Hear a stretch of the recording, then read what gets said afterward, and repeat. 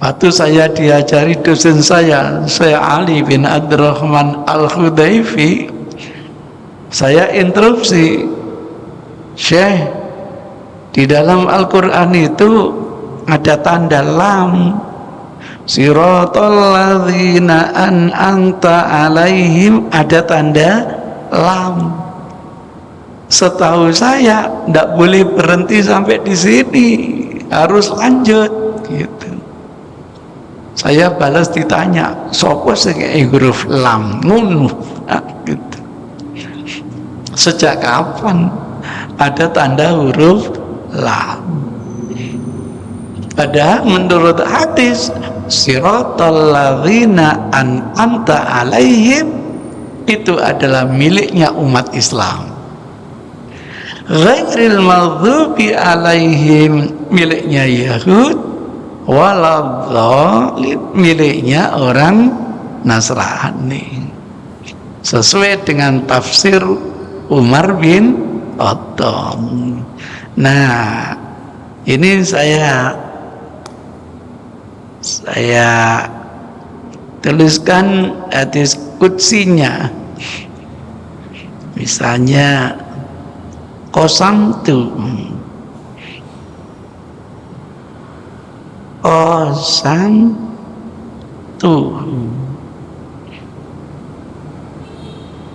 hadis qudsi. Nah,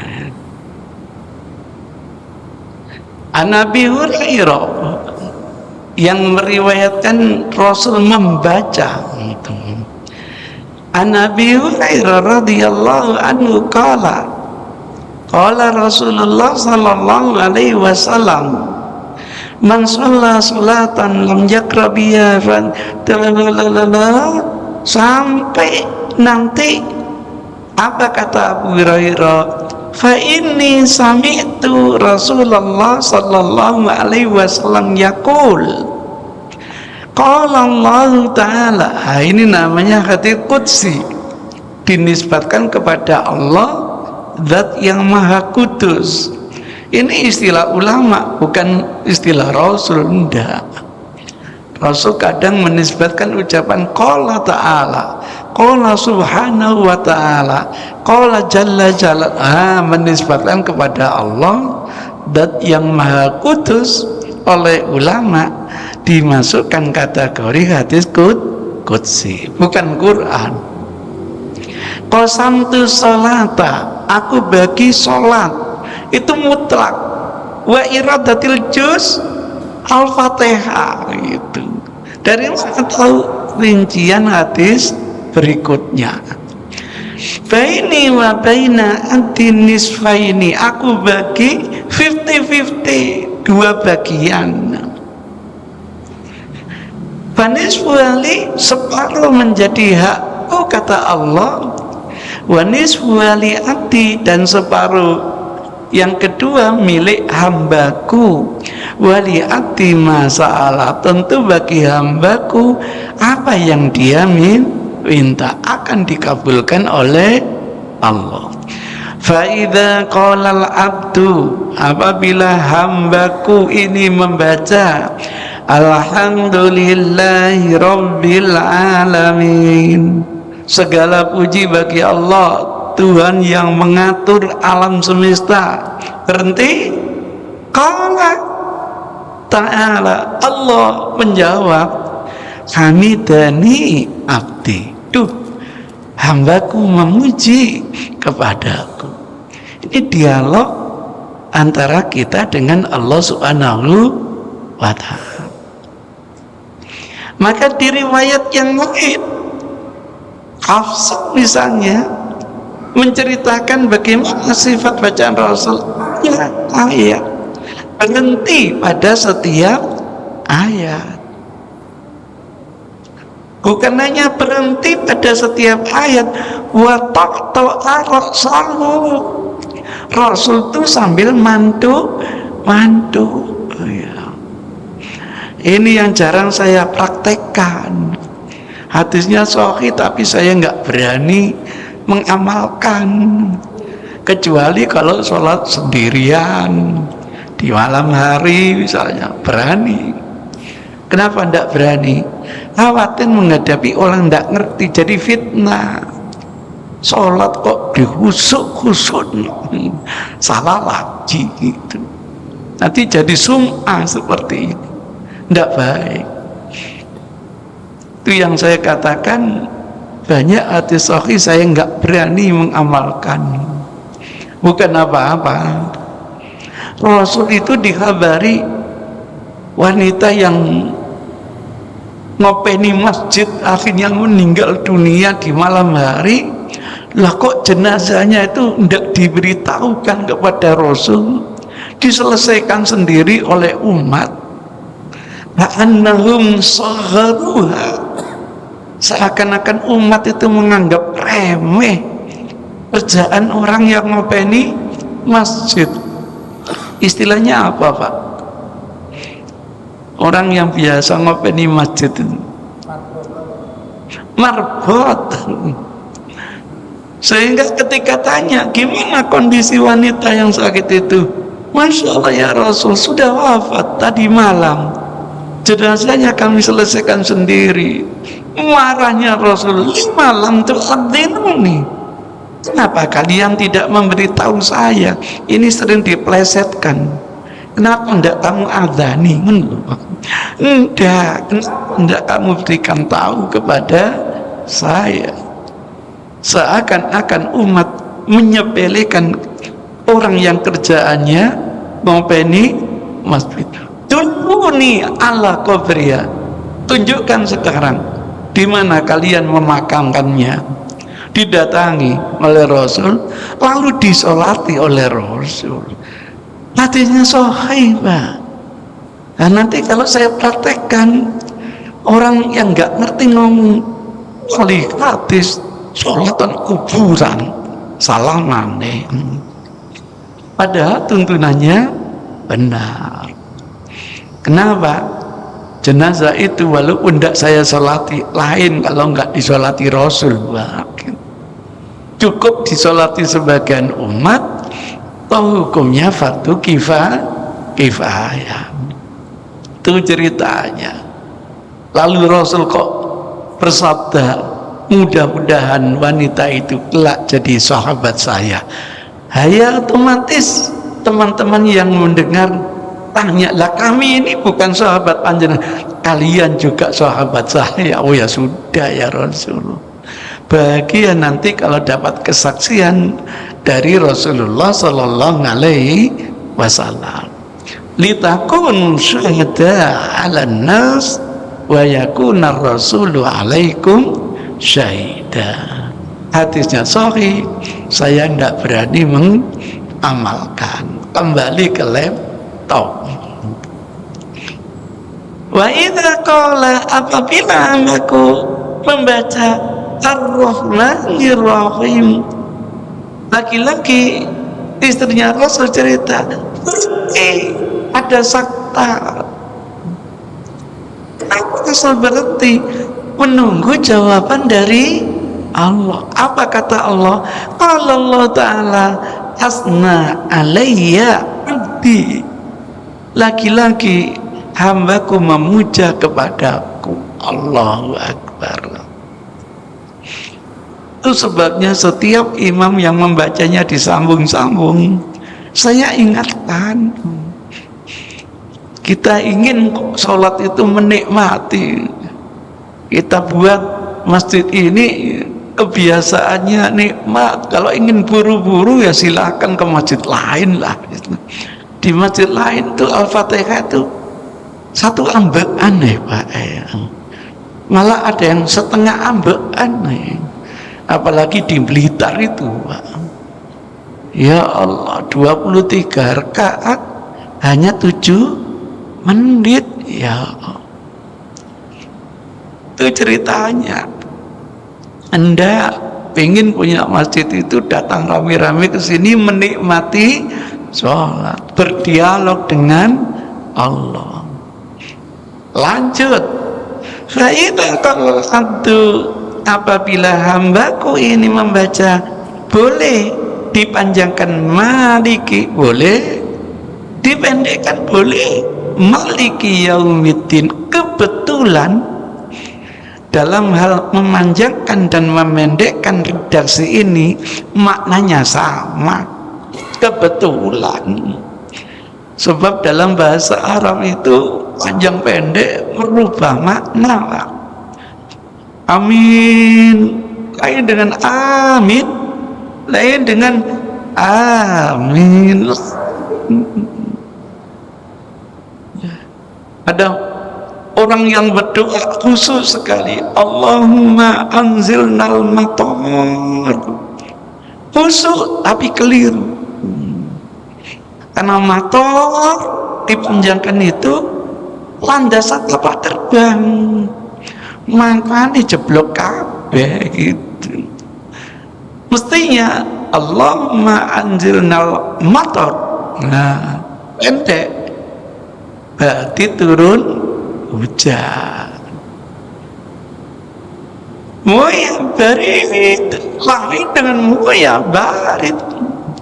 Kalau barid air yang dingin, kalau barid antar pos berbeda 180 derajat. Alhamdulillah Rasul pernah mengajarkan memanjangkan maliki, juga pernah mengajarkan pendek maliki yaumiddin.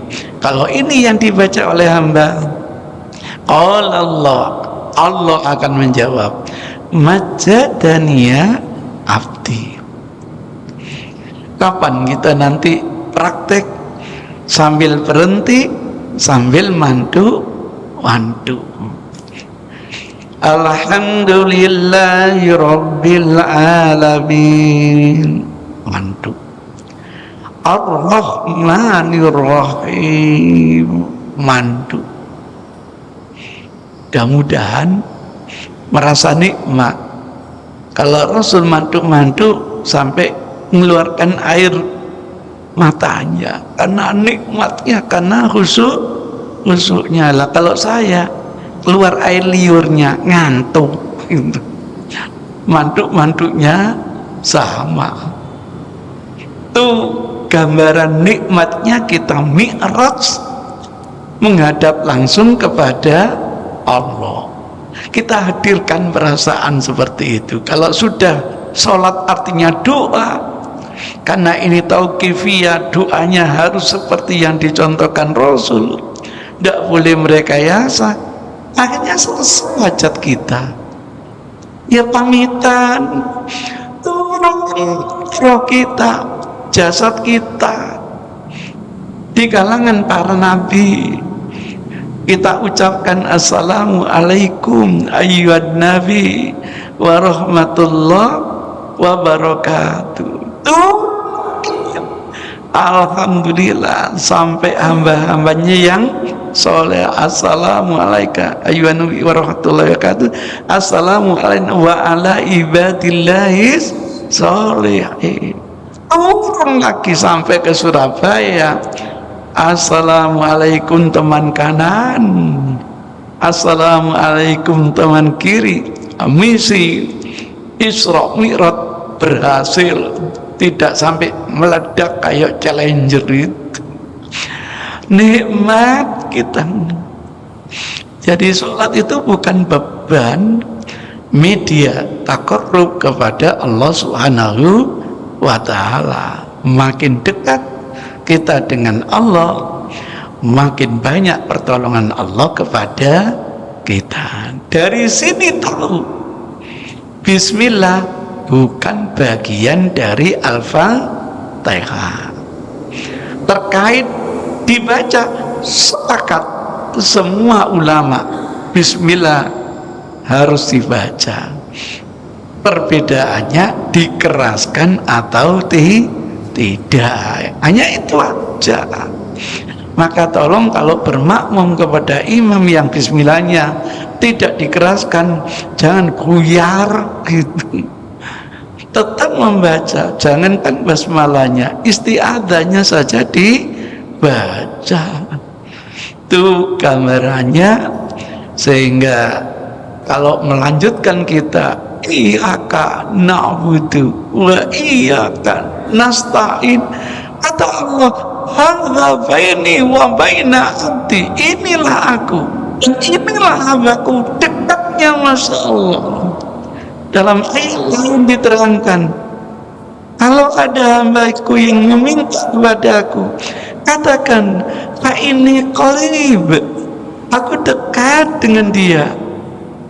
Ujibu da'watad da'i idza da'ani, aku akan mengijabahi kalau dia mau doa, memohon kepadaku.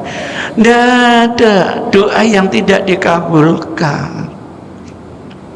Akhirnya kita ngeluh, saya sudah berdoa kok belum dikabulkan. Mohon maaf, etika doanya mungkin belum selesai. Itu yang harus introspeksi. Masa orang seperti saya itu mohon, ya Allah, Engkau kan maha pemurah, maha kaya, maha kasih, tolong beri saya helikopter ya Allah. Bukan Allah nggak bisa memberi kita helikopter, tapi apa ya makomnya kamu pakai helikopter gitu. Nanti diberi Allah helikopter, beli aturnya nggak bisa, bayar pajaknya nggak bisa, butuh pilot, kopilot, waduh, malah tidak maslahat. Jadi etika berdoanya yang mungkin kita perlu koreksi di diri. Maka saya membuat buku bagaimana etika berdoa. Allah sudah menjanjikan, kadang Allah itu mengijabahi tidak seperti yang kita minta, dialihkan yang lebih maslahat bagi kita. Lawang mandu haji itu tahun berapa itu? Saya yakin yang saya pandu tahun itu masih teringat kalau kumpul. Nanti kalau tawaf gak usah baca apa-apa, baca aja Avanza ya Allah, Avanza. Masih jaya-jayanya Avanza dulu. Ulang haji, dibayat jadi kepala LPPN, dikasih fasilitas Avanza. Alhamdulillah, sudah hampir 20 tahun yang lalu mungkin ya. Mandu lagi saya tingkatkan, mercy ya Allah, mercy. Dapat X over ternyata gitu. Mungkin Allah tahu belum makomnya saya untuk menikmati mercy. Mungkin sementara Din, kamu lebih maslahat pakai X over dulu. Itu cara Allah. Nggak ada Allah pelit, nggak ada. Jangankan bahasa Allah kepada hambanya, bahasa orang tua kepada anak. Si anak tiap hari ngeluh, kalau naik gojek atau apa selalu terlambat, dimarahi oleh gurunya. Biar tidak terlambat lagi, tolong kalau belikan sepeda motor. Orang tua tidak memberikan dia sepeda motor bukan karena orang tua pelit, tidak. Orang tua tahu kemaslahatan anakku ini untuk sementara, tidak usah dibelikan sepeda motor. Bukan orang tua pelit, tidak. Itu karena orang tua lebih mengerti kemaslahatan anaknya sendiri. Begitu etika berdoa. Ada amkinatul istijabah, ada waktu istijabah.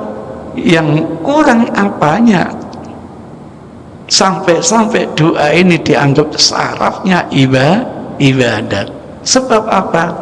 Ketika ada seorang hamba yang mau berdoa, berarti dia mengakui dirinya lemah di hadapan Allah Subhanahu wa ta'ala. Kalau dirinya sudah merasa cukup, tidak akan minta kepada Allah.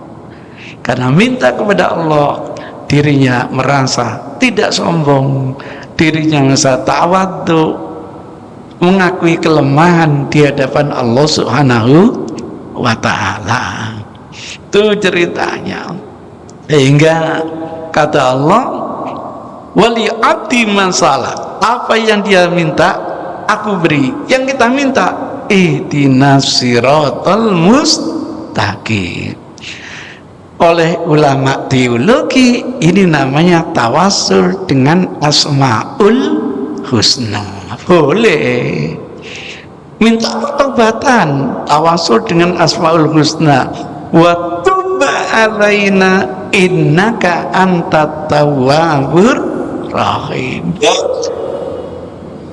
Tawasul yang diizinkan diantaranya adalah dengan asmaul husna. Substansinya sama, langsung kepada Allah. Minta keteguhan hati, bermediator dengan asmaul husna. Ya muqallibal qulub, wahai zat yang menggoncang-gancingkan hati, sabbit qulubana ala dinik, kokohkan hati kami untuk tetap pada agama ini. Itu macam-macam mediator dengan asmaul husna. Kadang Rasul terkejut, ada sahabat yang tawasulnya itu dengan asmaul husna. Allahumma inna nas'aluka bi annakal ahad, lam yalid walam yulad walam yakul lahu kufuwan ahad. Ini mediatornya. Mintanya apa? Misalnya karunialah kami rezeki yang halal. Boleh, itu sudah ada banyak hadisnya. Nanti saya bukukan khusus tawasul yang dibenarkan di dalam berdoa, ada dalam etika berdoa. Itu gambarannya. Sampai pada akhirnya mohon maaf Bapak Ibu, supaya selesai membacanya dulu, kemudian ada sakta dulu, bersama imam makmum membaca amin. Waduh, praktek ini aja susahnya luar biasa, karena kita makmum itu sering nggak serantan gitu, pingin nang amin. Jadi biarkan orang yang membaca ini ada sakta, pemberhentian sejenak. Diterjemahkan oleh Ibnu Qayyim itu sampai ambek anis wis mari, nggak menggos bersama imam baru membaca apa? Amin. Saya coba, misalnya saya jadi imam, panjenengan jadi makmum. Mudah-mudahan nanti tidak ada yang kesusu. Ghairil maghdubi alaihim waladdallin. Jangan dulu bersama imam, ayo membaca amin. Ghairil maghdubi alaihim waladdallin.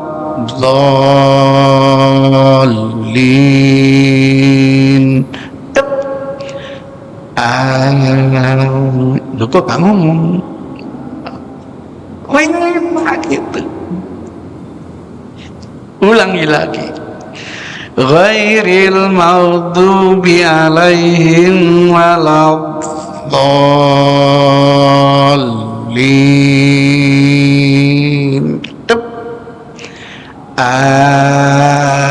Amin. Kata Rasul, wa man wafaqa ta'minu ta'min al-malaika ghufir lahu ma taqaddama min dzambi. Yang baca aminnya sama dengan aminnya malaikat, karena malaikat juga ikut baca amin. Diampuni dosa kita oleh Allah. Lah kapan malaikat baca amin? Bersama imam. Maka kalau prakteknya ghairil maghdubi alaihim waladdallin, waduh, ngeblak imamnya. Iya gitu. Ada di pondok dulu yang saya bina, aminnya tuh panjang sekali. Begitu imamnya ghairil maghdubi alaihim waladdallin, amin, gitu Pak. Saya tanya, Pak Yai, aminnya kok panjang sekali di sini gitu. Jawabannya menarik. Iya, itu mensiasati biar sama dengan malaikat. Gak kena awali, kena akhiri. Ya Allah. Saya bina di pondok ini. Pertama kali datang kepada itu terkejut saya ya. Enggak, nanti malaikat bersama imam. Kapan imam? Sakta dulu, nanti bersama imam baru membaca amin. Enak, terima kasih. Saya tidak ikut mengikuti salat, ada acara lain. Billahi hidayah wa taufik. Assalamualaikum warahmatullahi wabarakatuh.